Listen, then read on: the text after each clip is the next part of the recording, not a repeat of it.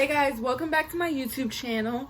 So today's video is going to be more of like an informal video on reselling and stuff like that, because I do that from time to time where I'll buy shoes and resell them because I have no intentions of either keeping them in my collection or I have no intentions of buying the shoe for myself at all. So I'll buy a size and then resell it later, whether it be in person, on StockX, Go, or whatever the case may be, offer up, something like that. So basically the latest pickup, this is going to be more of like a informal and an unboxing thing. I know I'm kind of late, but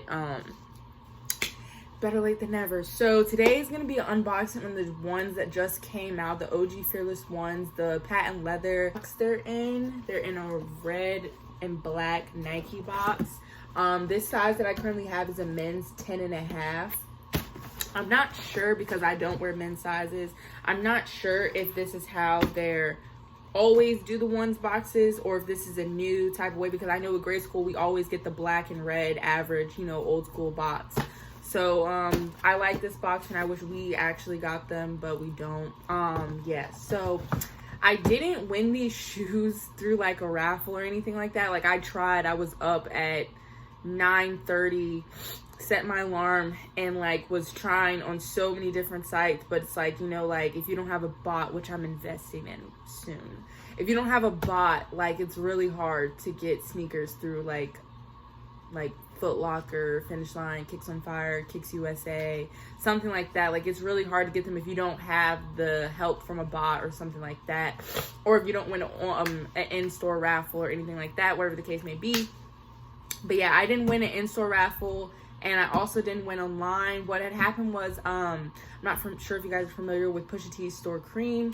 They have, they do like random, like when they they'll post when they're about to sell stuff rather than telling people like that they're like, more than likely you're gonna know they're getting them in store, but you won't know how they're giving them away, whether it be raffled.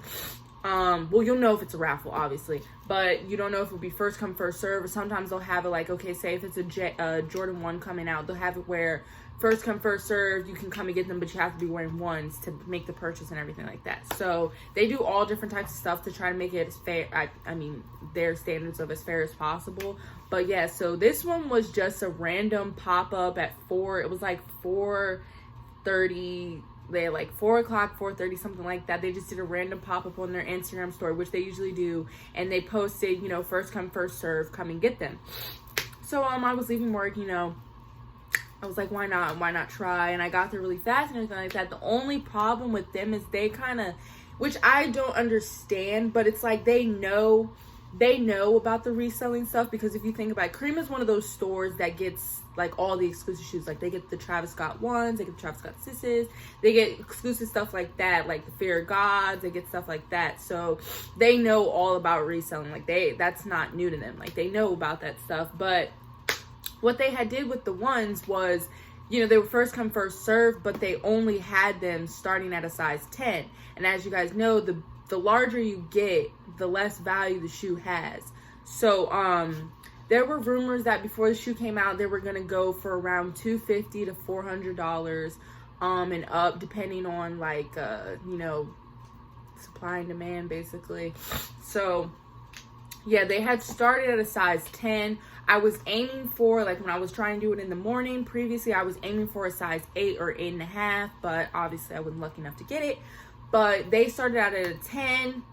10 wasn't bad, but I didn't get there in time to get a 10. Like 10 people had got there before me, so I got like a 10.5, which wasn't a total loss, because at the end of the day, like I don't really like to sell to Go and StockX and stuff like that because of the buyer interest rate or the seller interest rate and everything like that. Like that $11, like that really cuts into your pay a lot. So like, and especially like not everybody honestly knows about StockX and Go and stuff like that. Like not a lot of people know about them, so not a lot of people are going to sit there and fact check, oh well, I can buy them here. Or some people will even pay the extra fee because they don't want to wait for it to come. They'd rather have them in hand and buy them off of somebody. So that's what I'm currently doing. I'm currently selling these for $250 right now. They were $160. Here's the receipt. They were $169.60 after tax. So just so you guys can see that and everything like that. So yeah, $169 after tax. So $250 minus $169, that's like a $70-$80 come up, which isn't bad, but I'm not really like, it wasn't really a hype shoe. I knew not a lot of people were gonna feel like fuck with it because of the whole patent leather thing. So I don't really know. I know my size is the kid size, which I actually could not find, which I really would have liked to find. I know those are still currently going for like almost $300, and that's just because they're smaller size, they're harder to find, harder to get access to, and so yeah, those ones obviously go for more. But yeah, so I'm gonna do an unboxing. So like I said, this is how the box looks, red and black. And then when you open it, they have the paper right here, and it says fearless. Limits like fear are often an illusion, and it says that all throughout the paper because, you know, fearless one. So you have that. You open the box. It also comes with, you know, the little pamphlet that Jordan always puts in there. It says limits like fears are often just an illusion, and then it has fear crossed out, which is also one of the little tags in one of the shoes. So you get that. So these are how they look. These are huge. They come with 3 pairs of laces. They come with this red pair. They have a black pair already inside, and then they come with a white pair. And then on the side, they have this tag. It says fear with it crossed out. And like I said before, limits like fears are just an illusion. Basically, like the quality of the shoe, it's patent leather, so it's that shiny, you know, easy to clean if you're kind of messy with shoes.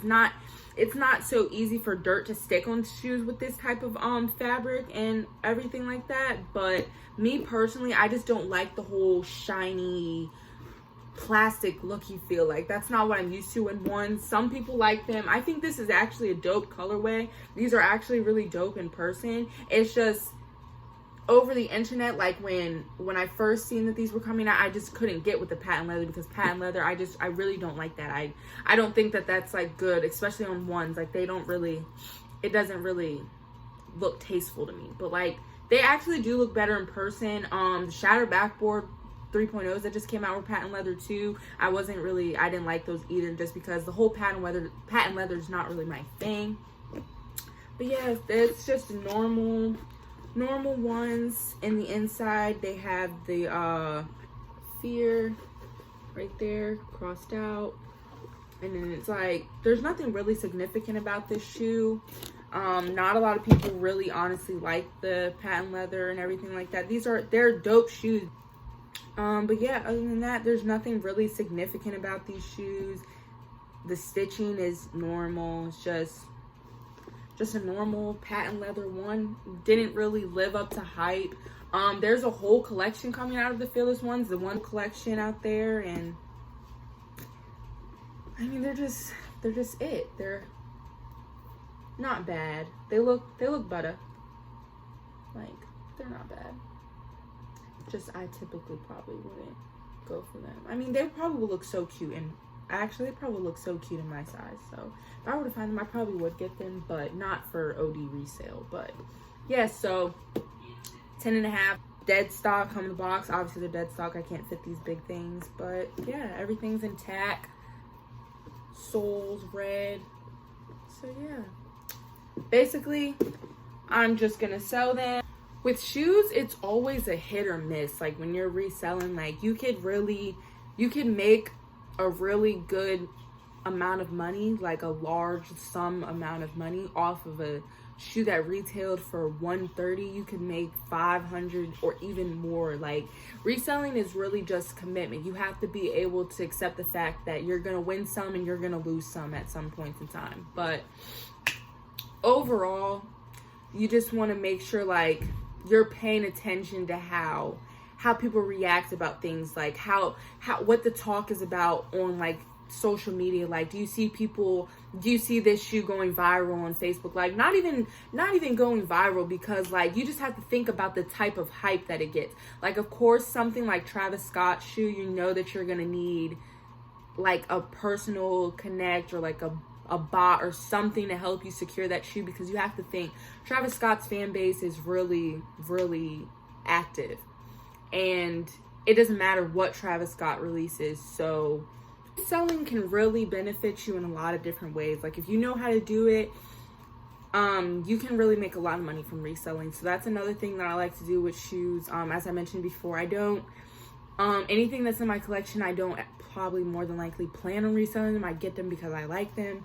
But the shoes that I do want to resell, like, I usually stock up on them if I can, because you never know. Like, shoes are very, very tricky.